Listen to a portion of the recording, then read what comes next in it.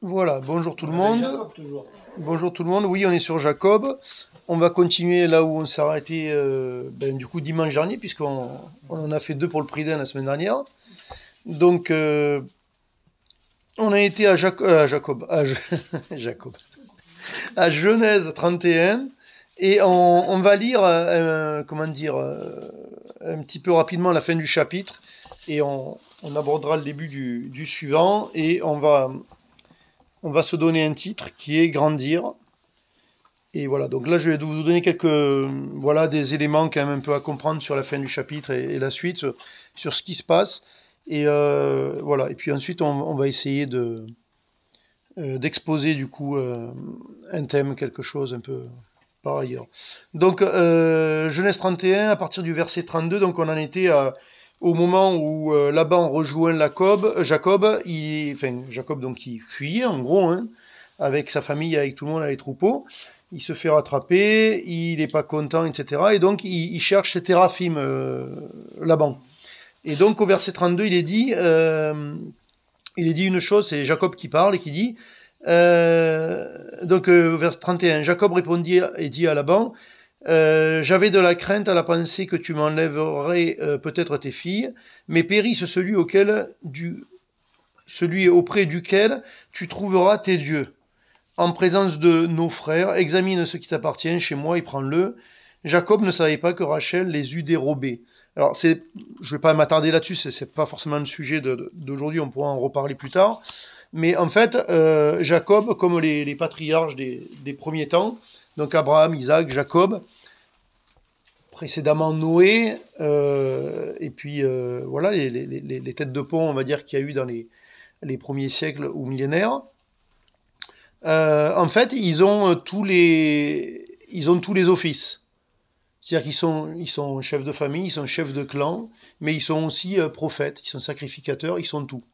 Et du coup, ce qui est important, et on le voit déjà précédemment dans les chapitres précédents, avec Isaac, avec Abraham, quand ils parlent, en fait, c'est la parole de Dieu. Et quand ils disent une chose, en fait, ça va arriver. Alors, c'est pas que ils vont dire tout et n'importe quoi pareil, mais quand ils disent quelque chose qui a effectivement une direction, un poids, comme ici, il dit, si tu trouves tes dieux chez quelqu'un chez moi, qu'ils périssent. Mais c'est une sentence qui est donnée par un prophète, en fait. C'est quelque chose qui est dit par Dieu. Et je dis ça pourquoi? Parce que, d'abord, la suite de l'histoire nous le dit, quelques chapitres plus loin. En fait, effectivement, Rachel va mourir. Alors évidemment, elle va mourir, mais tout le monde va mourir. Mais je veux dire, elle va mourir avant sa sœur aînée, elle va mourir assez rapidement dans la suite de l'histoire, en fin de compte. Et quelque part, ben, c'est pas le hasard. C'est Dieu qui le fait. Et en l'occurrence, c'est prédit, si vous voulez, c'est prédit par Jacob, qui est un prophète, et qui pourtant ne sait pas ce qu'il prédit. Et ça, c'est quand même assez intéressant, même si on va pas trop développer là-dedans, c'est que dans l'Ancien Testament, il y a des prophètes plus, comment dire, appelés, connus, un tel, qui ont dit des choses, qui n'ont peut-être pas tout compris à ce qu'ils ont dit, mais les choses arrivent sur la venue du Messie, sur la fin des temps, etc. Et c'était peut-être pas très clair pour eux, même pour eux, pas simplement pour les pharisiens à l'époque de Jésus, mais les choses arrivent comme elles ont été dites, même si pour eux, ben, peut-être ils ont dit ce qui leur a été inspiré, ils ont dit ce qu'ils ont peut-être pu comprendre intellectuellement, ce que Dieu leur a donné, et ils ont peut-être pas tout compris. Et c'est ce qui nous est dit dans l'épître de Pierre. Il nous a dit c'était voilé pour eux, mais les choses sont arrivées. Et donc ici, lui en tant que prophète, en fait, il s'en aperçoit pas parce qu'il n'est pas au courant. Parce que là, quand on continue légèrement, donc mes périssena, et il est dit Jacob ne savait pas que Rachel les eût dérobés. Ça veut dire qu'il y a un lien entre ça et le fait qu'il prononce une sentence de mort. Sinon, quel est le lien? Il le sait pas, ben il le sait pas. C'est même pas la peine de le lire. On le sait qu'il le sait pas. Et oui. Le problème, c'est que s'il avait su, il aurait pas dit. Mais il a dit, inspiré par Dieu, ne sachant pas ce que Rachel avait fait. Donc en tout cas, peu importe. Ça nous donne un certain nombre d'éléments. On continue, donc là-bas entra dans la tente de Jacob, dans la tente de Léa, dans la tente des deux servantes, et il ne trouva rien, il sortit de la tente de Léa et entra dans la tente de Rachel. Rachel avait pris les téraphimes, les avait mis sous le bas du chameau, et s'était assise dessus. Laban fouilla toute la tente et ne trouva rien. Elle dit à son père, que mon Seigneur ne se fâche point, si je ne puis me lever devant toi, car j'ai ce qui est ordinaire aux femmes. Il chercha et ne trouva point les théraphim. Donc elle avait ses règles et donc elle a trouvé un motif suffisant pour continuer de cacher son péché. Verset 36, Jacob s'irrita et querella Laban. Il reprit la parole et lui dit, quel est mon crime et quel est mon péché, que tu me poursuives avec tant d'ardeur. Quand tu as fouillé tous mes effets, qu'as-tu trouvé des effets de ta maison? Produis-le ici devant mes frères et tes frères, et qu'ils prononcent entre nous deux. Donc là, on voit qu'il y a un peu, quand même, une espèce... Enfin, le ton monte, on va dire. Le ton monte, c'est d'abord Laban qui est un peu agressif, et quand Jacob s'aperçoit que le vent tourne plutôt de son côté, c'est lui qui prend un peu la poulpe et qui s'emballe. Par contre, versets 38 à 42, on va le lire rapidement. Juste, c'est intéressant parce que c'est ce que je disais hier, la semaine dernière au culte, entre autres. Ça nous résume et ça nous donne un point de vue que l'on ne voit pas dans le chapitre précédent sur les 20 ans que Jacob a passé chez Laban. Hein. Déjà, ça nous dit que c'est 20 ans et ça nous donne un peu plus de contenu en fait. Parce que quand on n'a que le chapitre précédent, on peut se dire l'histoire des brebis tachetées, marquetées, machin, je sais pas trop, enfin, on sait pas trop où on va dans cette histoire, on voit pas très bien qui est le gentil, le méchant, si Jacob il truande, si c'est Laban qui est pas trop honnête, enfin, on comprend rien. Par contre, là, on comprend tout. Enfin, partant de l'idée que ce que dit Jacob est vrai, évidemment. Verset 38.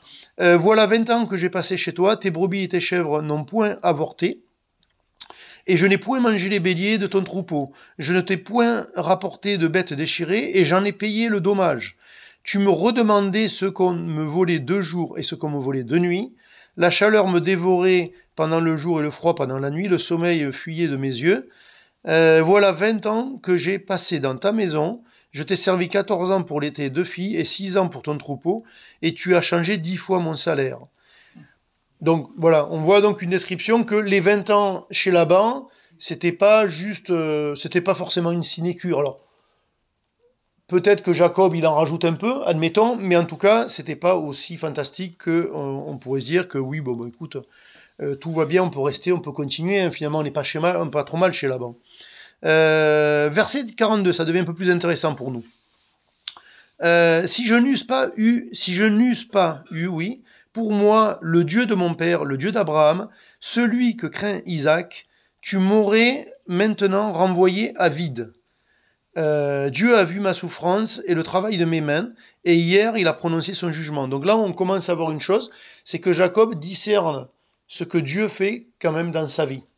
Il comprend peut-être pas tout, il est peut-être pas super spirituel, il a peut-être pas raison en tout, il continue de faire des choses pas claires, mais toujours est-il, il discerne que la main de Dieu est sur sa vie, qu'il y a une direction, des projets de la part de Dieu dans sa vie, et il les entrevoit dans le quotidien, parce que là, il est en train de parler quand même de son quotidien, en fait. Voilà, si Dieu n'eût pas été là, toi, tu m'aurais laissé partir à vide, à rien, peut-être presque même sans tes filles, etc. Chose sur laquelle on va s'arrêter, c'est qu'il dit le Dieu de mon père, le Dieu d'Abraham, celui que craint Isaac. Et on va voir, parce que ce qui va être intéressant dans les quelques versets que je vais lire ici, c'est la manière dont Jacob d'un côté et Laban de l'autre nomment Dieu ou les dieux ou peu importe. Parce qu'ils ont des références communes, mais ils décrivent pas les mêmes choses en fait. Donc verset 43, Laban répondit et dit à Jacob, ces filles sont mes filles, ces enfants sont mes enfants, ce troupeau est mon troupeau, et tout ce que tu vois est à moi. Et que puis-je faire aujourd'hui pour mes filles et pour leurs enfants qu'elles ont mis au monde? Viens, faisons alliance, moi et toi, et que cela serve de témoignage entre moi et toi. Jacob prit une pierre et il l'adressa pour monument. Jacob dit à ses frères, ramassez des pierres. Ils prirent des pierres et firent un monceau, et ils mangèrent là sur le monceau. Et vous allez voir, les choses sont intéressantes. Verset 47, Laban l'appela Jégar Saaduta, et Jacob l'appela Galed. Laban dit que ce monceau serve aujourd'hui de témoignage entre moi et toi, c'est pourquoi on lui donna le nom de Galed. On l'appela aussi Mitzpah, parce que Laban dit que l'Éternel veille sur toi et sur moi, quand nous nous serons l'un et l'autre perdus de vue. Si tu maltraites mes filles et et si tu prends encore d'autres femmes, ce n'est pas un homme qui sera avec nous. Prends-y garde, c'est Dieu qui sera témoin entre moi et toi. Première chose, puis je continue. En fait, on voit qu'il y a une distinction entre Laban et Jacob. Tous les deux vont donner un nom au monceau de pierre qui va être, on va dire, un lieu de serment et d'alliance. En tout cas, une forme de pacte qui va être scellé ici entre eux deux. Les deux noms veulent dire la même chose, mais les deux noms sont dans des langues différentes. Laban donne un nom de chez lui, donc syrien, cananéen ou je sais trop. Et comment il s'appelle Jacob, lui, il donne un nom qui est hébreu. Donc déjà, une différence de langue. Pourtant, qui veut dire la même chose. Hein. Les deux noms veulent dire la même chose, mais on n'utilise pas les mêmes langues déjà. Ensuite, il est dit, voilà, verset 53, que le... Oui, non, d'abord, 52, excusez-moi, je vais un peu trop vite. Que ce monceau soit témoin, soit témoin, et que ce monument soit témoin, que je n'irai point vers toi et au-delà de ce monceau, et que tu ne viendras point vers moi au-delà de ce monceau, et de ce monument pour agir méchamment. Que le Dieu d'Abraham et de Nacor, que le Dieu de leur père, soit juge entre nous. Alors, je m'arrête une seconde. Donc, en fait, on se dit, tiens, sympa, après une bonne engueulade, ils se font une petite alliance de paix. C'est pas exactement ça. Non, non. En fait, on part fâché. On met une démarcation, une frontière, et on dit, voilà, toi, tu restes de ce côté de la frontière, et moi de ce côté de la frontière. OK ? C'est ça, en fait. C'est pas un traité de paix qu'ils sont en train de signer du tout. C'est, OK, bon, ben, on va bien se mettre d'accord. Toi, tu t'en vas, mais je veux plus te revoir. Et moi, je retourne chez moi. Et j'irai pas m'embêter chez toi. Et en gros, que le Dieu ou les dieux soient témoins entre nous. Et ici, ce que dit Laban, verset 53, que le Dieu d'Abraham et de Nacor, que le Dieu de leur père soit juge entre nous. Jacob jura par celui que craignait Isaac. Jacob offrit un sacrifice sur la montagne et il invita ses frères à manger. Ils mangèrent donc et passèrent la nuit sur la montagne. Laban se leva de bon matin, baisa ses fils et ses filles et les bénit. Ensuite, il partit pour retourner dans sa demeure. Et ici, chose qui est intéressante, encore une différence entre Jacob et Laban. Jacob va faire un sacrifice pour sceller la frontière. Laban ne va rien faire du tout. Il va dormir et puis ensuite il partira. Et deuxième chose, on pourrait dire, tiens, Laban et Jacob, ils ont le même Dieu. Ils ont la même histoire, c'est la même famille. Parce que là, il dit que le Dieu d'Abraham et de Nacor, que le Dieu de leur père soit juge entre nous. Ouais, mais Jacob, il dit pas ça. Il dit, Jacob jura par celui que craignait Isaac. Même référence à ce qu'il a dit au début. Par le Dieu d'Abraham, mon père, par celui que craignait Isaac. Et c'est pas pareil. Pourquoi ? Parce que le Dieu d'Abraham et de Nacor, Nacor, il n'a rien à voir dans la filiation. Par contre, dans la filiation, c'est Abraham, Isaac, Jacob. Et donc, ce que je veux dire par là, c'est qu'à travers les noms que donnent l'un et l'autre, on voit que, alors qu'on pourrait dire, bon, Laban, Jacob, c'est du pareil au même, c'est la même famille, il y a un lien de famille, l'un c'est un tricheur, l'autre c'est un tricheur, bon, a priori, ils ont le même Dieu. En fait, pas du tout. Pas du tout. Il y en a un qui est encore avec le polythéisme, les anciens dieux, les machins, les trucs, et qui a des références familiales, traditionnelles, et l'autre, il découvre Dieu. Et il connaît de mieux en mieux Dieu. Et donc, le Dieu d'Abraham, c'est le Dieu que craignait Isaac. C'est le Dieu que craignait Isaac et que je vais craindre. Donc déjà, grosse distinction entre les deux par rapport à ces deux noms. Et ça nous montre, j'ai dit que le titre, ça saurait grandir, ça nous montre déjà à travers ces noms, à travers tout cela, alors que l'attitude qu'il a là, Jacob, elle n'est pas super géniale. Il s'engueule avec Laban, il s'en va sans avertir, Voilà, on peut discuter, je veux dire, il a raison, il a tort. Alors, on voit aussi qu'il discerne ce que Dieu fait, donc il a bien compris que Laban ne le laisserait pas partir comme ça. Donc il faut bien faire quelque chose. Mais en tout cas, il peut paraître... On peut avoir l'impression que c'est un peu le même Jacob, mais c'est pas le même Jacob. 20 ans ont passé, il commence à grandir et il commence à découvrir quand même son Dieu. Et on le voit à travers les noms qu'il donne. Voilà, c'est pareil. Le Dieu que craignait Isaac. C'est une jolie formule. C'est une jolie formule. Le Dieu que craignait Isaac. C'est pas juste le Dieu d'Abraham, le Dieu d'Isaac. Non, c'est le Dieu que craignait Isaac. Donc, il comprend que ce Dieu, il n'est pas comme les autres. C'est un Dieu qu'on craint, c'est un Dieu à qui on apporte une adoration particulière. C'est pas un Dieu comme les autres. Et il commence à avancer doucement dans sa connaissance de Dieu. Et on va continuer. Je vais vous lire les 12 prochains versets et on va basculer sur l'essentiel de ce que je veux dire, qui est en rapport avec le fait de grandir, mais on va y mettre des éléments dedans. Chapitre 32, donc on le fera en 2 fois, puisque la rencontre à Péniel, on le fera la prochaine fois. Mais là, on va juste faire la douzaine de premiers versets, juste pour voir ce qui se passe. Donc verset 1, Jacob poursuivit son chemin, et des anges de Dieu le rencontrèrent. En les voyant, Jacob dit, « C'est le camp de Dieu », et il donna à ce lieu le nom de Mahanaïm. Jacob envoya devant lui des messagers à Ésaü, son frère, au pays de Séhir, dans le territoire d'Édom. Il leur donna cet ordre, « Voici ce que vous direz à mon serviteur Ésaü. Ainsi parle ton serviteur Jacob. J'ai séjourné chez Laban, et j'y suis resté jusqu'à présent. J'ai des bœufs, des ânes, des brebis, des serviteurs, des servantes, et j'envoie l'annoncer à mon Seigneur pour trouver grâce à tes yeux. » On s'arrête là. Premièrement, vous lisez, il rencontre des anges. Bon, déjà, il se passe quelque chose. Ça fait 20 ans qu'il a pas rencontré grand-chose de la part de Dieu. Mais là, vous voyez, ça c'est intéressant. Jacob, là, il a pris une décision. On s'en va. Et on retourne là où Dieu m'attend, parce que c'est ce qu'il a dit à Bethel. Et le résultat, c'est que, alors qu'il est en chemin et qu'il part, il rencontre des anges de Dieu. Pendant les 20 ans auprès de Laban, il n'a rien rencontré. Il a rencontré des femmes, ça c'est sûr. Il a rencontré des brebis. Il a rencontré des enfants. Il a rencontré des problèmes. Il a rencontré tout ce que vous voulez, mais il n'a pas rencontré des anges. Hein. Il n'a pas eu de nouvelles révélations, le gars. En tout cas, ça ne nous est pas décrit. Autre chose intéressante, ici, en les voyant, Jacob dit, c'est le camp de Dieu. Et il donna à ce lieu le nom de Mahanaïm. Donc quand on le lit comme ça, on se dit, bon ben c'est très bien, écoute, la Bible est un livre où on passe notre temps à donner des noms aux villes, aux lieux, aux gens, aux pierres, aux journées, aux événements. Enfin voilà, c'est la distribution de noms, peut-être.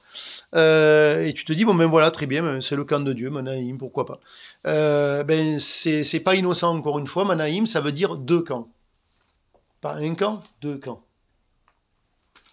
Pourtant, c'est le camp de Dieu, c'est pas les camps de Dieu. Et lui, il appelle le camp de Dieu, il appelle ça 2 camps. Et pourquoi il appelle ça 2 camps? Parce que, encore une fois, quand je dis que Jacob grandit, il grandit dans sa compréhension de Dieu, et il comprend qu'effectivement, il y a 2 camps. Il y a mon camp, ma vie, et il y a le camp de Dieu. Et que les deux sont superposés pendant ce temps-là. Et que la vie, c'est ça. Et pour nous, c'est pareil. Il y a 2 camps. Il y a 2 mauvaises manières de voir la vie. C'est de la voir avec un monocamp, un seul camp. Soit je vois la vie, en fait, la vie, ma vie, qui je suis, l'avenir, etc., c'est un camp. C'est ce qui se passe ici. Ou alors c'est un camp. En fait, on s'en fiche d'ici, ça sera bien plus tard.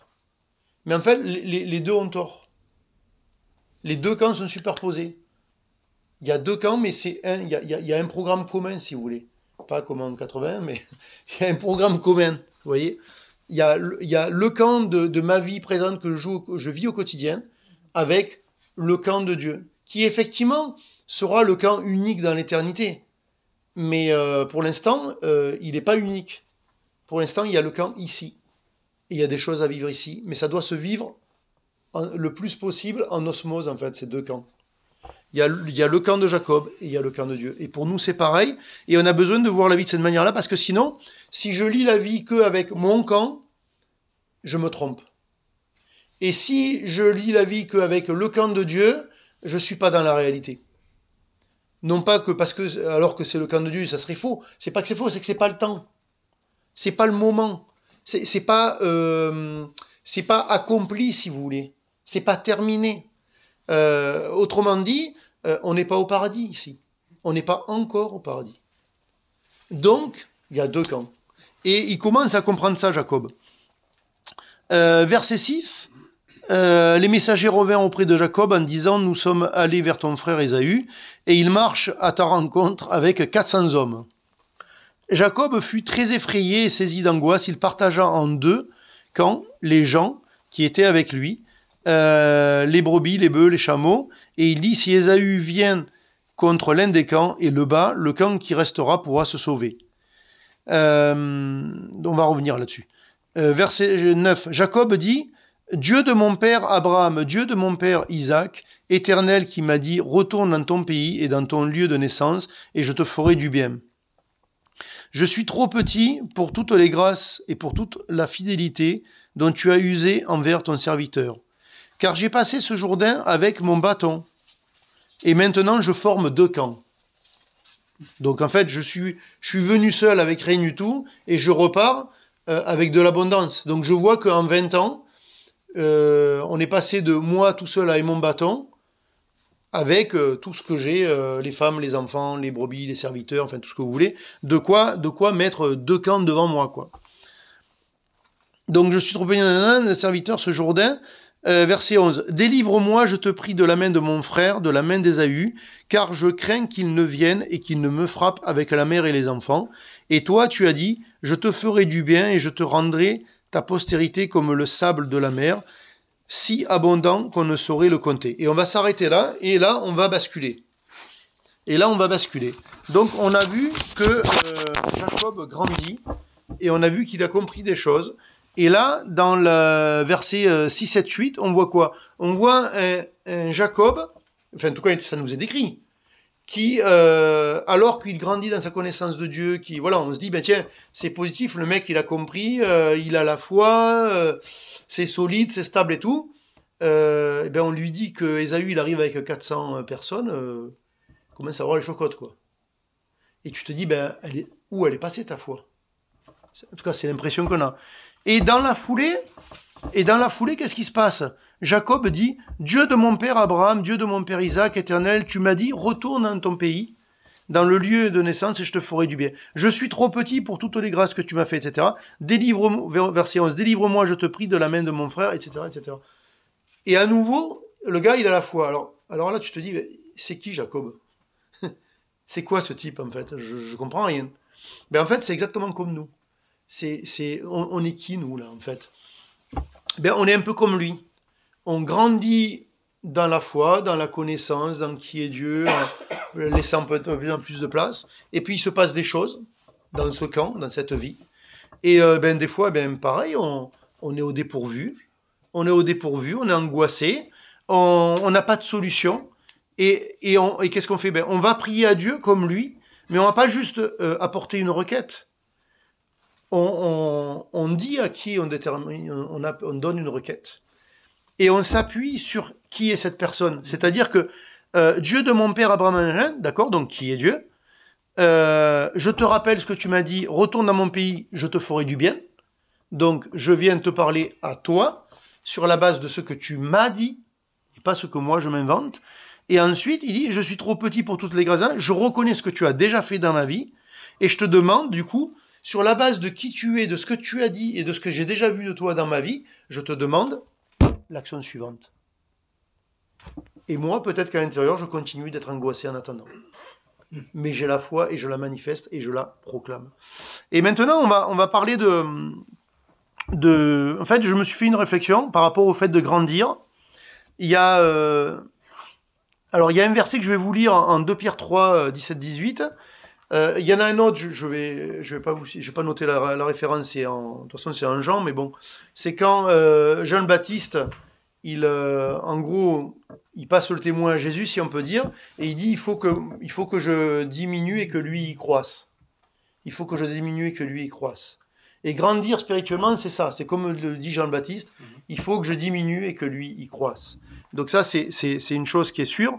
Mais je vais vous lire donc en 2 Pierre 3, 18, et on va parler enfin, vous allez voir. J'espère que je ne vais pas vous perdre, c'est pas le but. Mais c'est très intéressant. J'espère que ça va être pratique pour nous.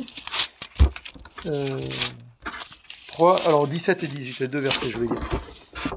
Donc à la fin de la deuxième lettre à Pierre, il est dit au verset 17, vous donc, bien-aimés qui êtes avertis, mettez-vous sur vos gardes, de peur qu'entraînés par l'égarement des impies, vous ne veniez à déchoir de votre fermeté.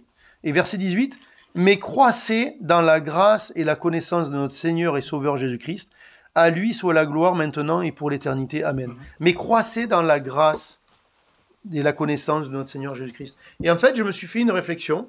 Alors vous allez dire, elle est...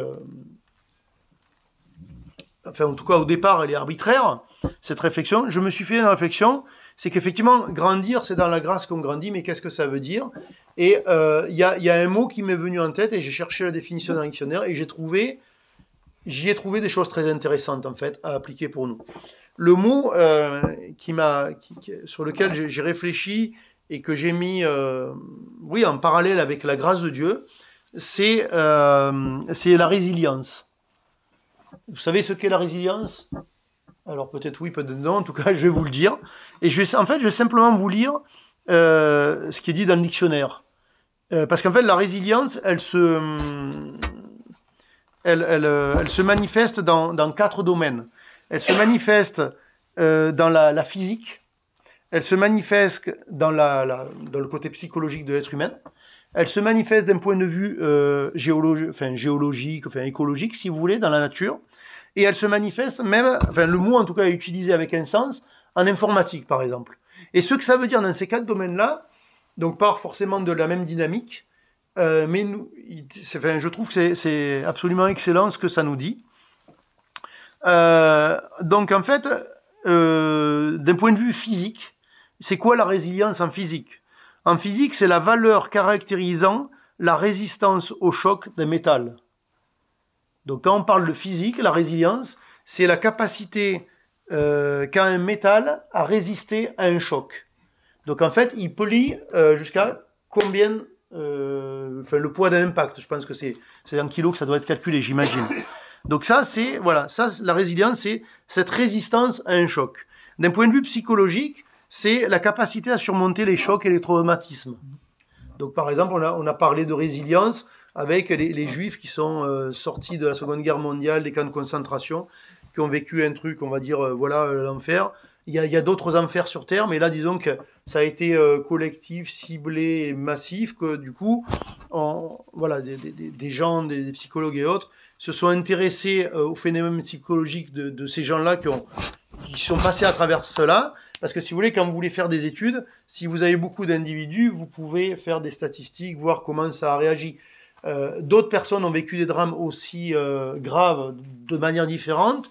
Mais je veux dire, si demain, comme c'est arrivé, vous avez quelqu'un qui est enlevé par un serial killer, qui est torturé, qui est machin, puis à la fin il est libéré, oui, mais vous avez l'expérience d'une personne.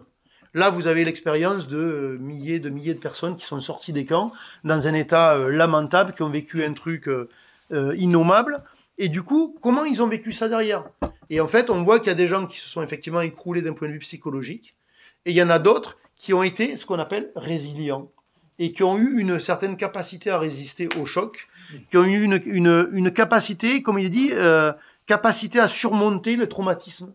Et je dirais, et là où c'est intéressant, c'est pas tant pour eux, c'est pour dire que nous, dans notre vie, on vit aussi des chocs, des traumatismes, et dans quelle mesure et comment nous pouvons être résistants au choc de la vie, en fait. Vous voyez? Et donc, ça, c'est le point. Donc du coup, ça veut dire que ce qu'on s'est aperçu, c'est que ceux qui ont été résilients, si on peut dire, c'est des gens qui, en fait, effectivement, se sont reconstruits à partir de ce qui s'est passé. C'est pas si vous voulez, ceux qui s'écrasent, c'est ceux qui cherchent le passé. C'est ceux qui cherchent le passé. Quand vous avez, par exemple, un SDF dans la rue, alors je parle d'un vrai SDF qui a réellement pas de moyens, qui vit dans la rue, qui souffre du froid, du chaud, de la maladie, qui a personne à qui parler, qui a pas un rond dans la poche. Je parle pas de celui qui fait la manche et qui a des Nike aux pieds et un survêt plus cher que le mien. On est d'accord, hein? Mais donc on parle du SDF, ok, le pauvre comme on l'entend, comme on l'a entendu pendant des siècles. Hein. Lui, à un moment donné, il parle seul, il dit n'importe quoi. Pourquoi? Parce que d'abord, il est plus en contact avec les autres, il est complètement sorti de tout repère dans la société. Et en fait, lui, le choc de cette situation-là, Pourquoi il y remonte pas? Il remonte pas parce qu'en fait, il y a un disque qui tourne, c'est le disque du passé. Et notamment sur ce qui, selon lui, est l'événement qui fait qu'il est arrivé là. Il a peut-être raison, il a peut-être tort, hein. Et sur l'événement, et sur le fait que c'est cet événement-là qui fait qu'il est là. Il peut être même qu'il a tort, mais on s'en fout. Lui, le problème, c'est que le disque, il tourne dans le passé. Et lui, il ne va pas remonter. Et il y en a d'autres, en fait, ils vont garder un objectif et ils vont trouver une forme d'endurance et de persévérance, et ça va leur permettre d'être résilients et de saisir des opportunités si tant est qu'il y en ait, et en tout cas de ne pas s'effondrer complètement. Il y en a, ils ne se laveront plus, il y en a, ils vont trouver toujours important de trouver à se laver au moins régulièrement. Pourquoi? Parce qu'ils ont quand même un objectif dans la vie, c'est de ne pas rester comme ça, et peut-être que la réalité fera qu'ils y seront jusqu'à la fin. Mais eux, à l'intérieur, en fait, non, ils rebondissent, si vous voulez. Alors ensuite, j'ai dit qu'il y a deux autres domaines dans lesquels il est parlé de ce mot. Au niveau de l'écologie, c'est la capacité, c'est intéressant par rapport, je vous dis la phrase par rapport à l'écologie, mais prenez-la par rapport à nous en fait. C'est la capacité à retrouver un état d'équilibre après un événement exceptionnel. Ça c'est intéressant. Capacité à retrouver un état d'équilibre. On a un équilibre à trouver après quelque chose qui est exceptionnel. Et là, j'irai un petit peu plus loin, parce que là, on parle de choc, donc négatif. Moi, je pense que des fois, on a besoin de retrouver un équilibre, même après un événement positif, qui peut être un mariage, la naissance d'un enfant, tu décroches un emploi intéressant, tu as une grosse augmentation, il y a un truc qui se passe bien dans l'église pour toi, je sais pas quoi. C'est super, mais ça, encore une fois, les deux camps. On n'est pas au paradis, mais c'est le paradis qui vient sur terre.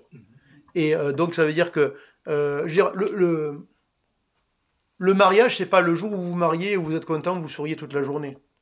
C'est la suite. Donc il faut retrouver un état d'équilibre. Vous comprenez? Et ça pour tout et n'importe quoi. Et le dernier domaine dans lequel il est utilisé ce mot, c'est dans l'informatique. Et là, c'est encore intéressant. Et c'est très très intéressant parce que vous allez voir pourquoi. Quand on l'applique à l'être humain, c'est la capacité à continuer de fonctionner en cas de panne. Et là, c'est très intéressant parce que Dieu dit que nous sommes en panne. Ça s'appelle le péché. Où est notre capacité de continuer à fonctionner bien que nous soyons en panne? Jacob, là, ici, dans ce que j'ai lu à la fin, pas le début, mais à la fin, là, cette espèce d'ambivalence un peu trouble, là, justement, on voit, il est en panne, je suis angoissé, je suis en panne. Et je trouve une capacité de continuer à fonctionner. En reconnaissant qui est Dieu, en me rappelant ce qu'il a dit, et en m'appuyant sur ce qu'il a déjà fait. Et je vais m'adresser à lui et pas à un autre. Ça, c'est sa capacité de résilience. Qu'est-ce que je voulais dire? Est-ce que je le dis ou pas? Oui, des fois on est... Alors je le dis quand même... voilà. Donc juste, oui, des synonymes pour résilience, c'est endurance, force et résistance.